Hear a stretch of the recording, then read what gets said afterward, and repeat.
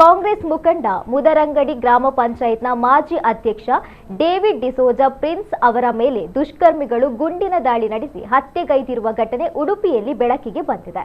David ಅವರು ಗ್ರಾಮ ಪಂಚಾಯತ್ ಅಧ್ಯಕ್ಷರಾಗಿ ಸೇವೆ ಸಲ್ಲಿಸಿದ್ದರು. ಶೂಟೌಟ್ಗೆ ನಿಖರ ಕಾರಣ ತಿಳಿದು ಬಂದಿಲ್ಲ. ಹೆಚ್ಚಿನ ಮಾಹಿತಿ ಇನ್ನಷ್ಟೇ ಲಭ್ಯವಾಗಬೇಕಾಗಿದೆ. ವೈಯಕ್ತಿಕ ದ್ವೇಷ ಅಥವಾ ಇತರ ಕಾರಣಗಳ ಹಿನ್ನೆಲೆಯಲ್ಲಿ ಕೃತ್ಯ ನಡೆದಿದೆ ಎಂಬುದರ ಕುರಿತು ಪೊಲೀಸರು ವಿವಿಧ ಆಯಾಮಗಳಲ್ಲಿ ತನಿಖೆ ಆರಂಭಿಸಿದ್ದಾರೆ. ಘಟನಾ ಸ್ಥಳಕ್ಕೆ ಪೊಲೀಸರು ಭೇಟಿ ನೀಡಿ ಪರಿಶೀಲನೆಯನ್ನು ನಡೆಸುತ್ತಿದ್ದಾರೆ. ಪ್ರಕರಣದ ಕುರಿತು ಹೆಚ್ಚಿನ ಮಾಹಿತಿ ನಿರೀಕ್ಷಿಸಲಾಗಿದೆ. ಇದು ಉಡುಪಿ ಜಿಲ್ಲೆಯಲ್ಲಿ ಒಂದು ವಾರದ ಅವಧಿಯಲ್ಲಿ ನಡೆದ ಎರಡನೇ ಶೂಟೌಟ್ ಪ್ರಕರಣವಾಗಿದೆ. ಜುಲೈ 31ರಂದು ಉಡುಪಿ ಜಿಲ್ಲೆಯ ಕುಂದಾಪುರದ ಚರ್ಚ್ ರಸ್ತೆಯಲ್ಲಿ ವಾರ್ಕೂರು ಕಚ್ಚೂರು ಮೂಲದ ಉದ್ಯಮಿ ಐವನ್ ರಿಚಾರ್ಡ್ ಮಸ್ಕರೇನಸ್ ಅವರನ್ನ ಗುಂಡಿಕ್ಕಿ ಬರ್ಬರ ಹತ್ಯೆ ಮಾಡಲಾಗಿತ್ತು. ವಾರದ ಅವಧಿಯಲ್ಲಿ 2 ಶೂಟೌಟ್ ಘಟನೆಗಳು ನಡೆದಿರುವುದು ಉಡುಪಿ ಜಿಲ್ಲೆಯ ಜನರನ್ನ ಬೆಚ್ಚಿ ಬೀಳಿಸಿದೆ.